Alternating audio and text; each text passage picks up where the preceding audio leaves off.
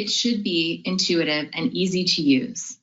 Intuitive to the user such that it can be easily accessed and shared to the entire litigation team.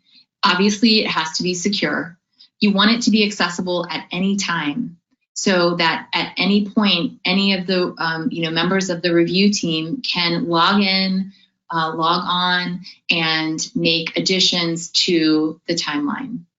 It also has to be linked to the documents and any of the attorney's notes, internal notes and coding, internal annotations that can be done as well. And it has to allow the user to filter and sort on key documents like the key players, the participants, issues, definitely date ranges, and other internal coding that may be used. You have to be able to link the documents to the timeline as well as filter on metadata, because you need to be able to isolate that bigger, broader, entire case timeline down to whatever it is that your immediate need is. Is it for an evidentiary hearing? Is it for a witness deposition that's coming up? It may even be for specific issue analysis.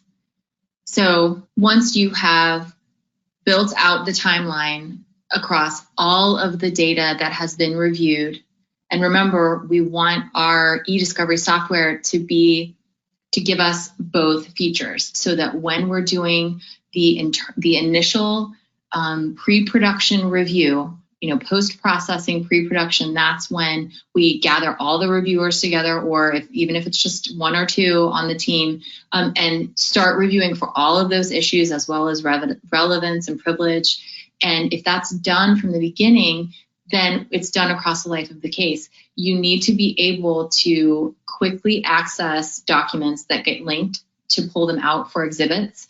And like I said, filter on certain types of metadata, because you will need that timeline for various steps throughout the phase of the case.